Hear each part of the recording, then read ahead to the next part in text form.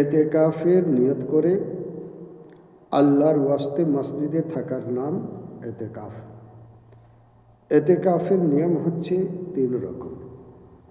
1 নম্বর এতেকাফ ওয়াজিব, 2 নম্বর এতেকাফে সুন্নতে মুআক্কাদা, 3 নম্বর এতেকাফে মুস্তাহাব। আসুন আপনাদিকে এক এক করে বোঝানোর চেষ্টা করি।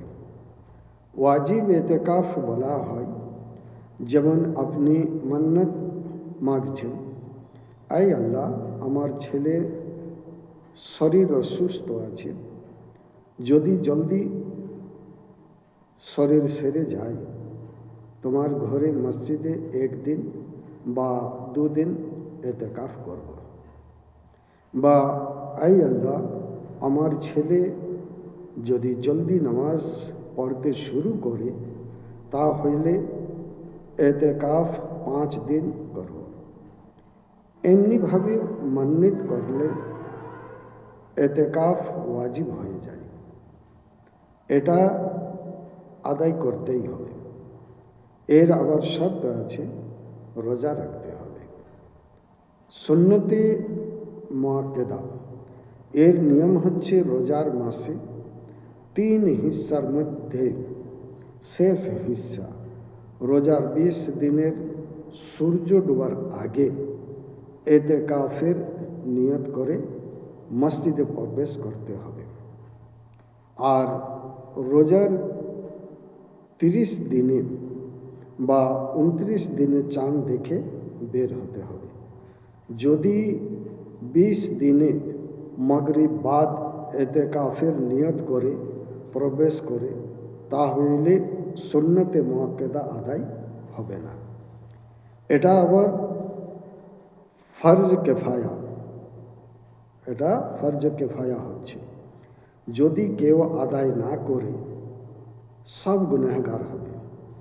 আর একজন বস্তির মধ্যে যদি আদায় করেন সব গুনার থেকে বেঁচে যাবেন।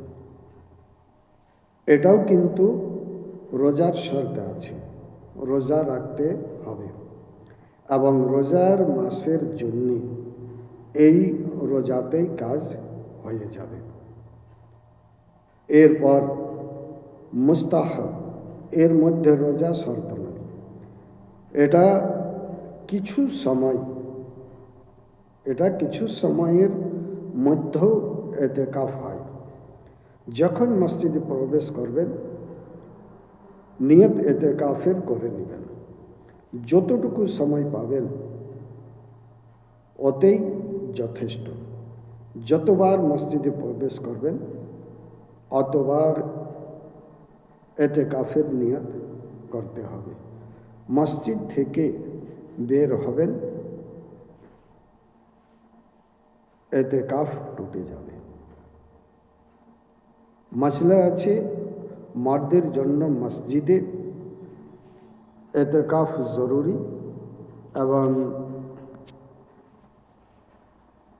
মেয়েদের জন্য বাড়ির মধ্যে যে জায়গাতে নামাজ পড়ার জায়গা ধার্য করেছেন সেই জায়গার মধ্যে এতেকাফ বসতে হবে।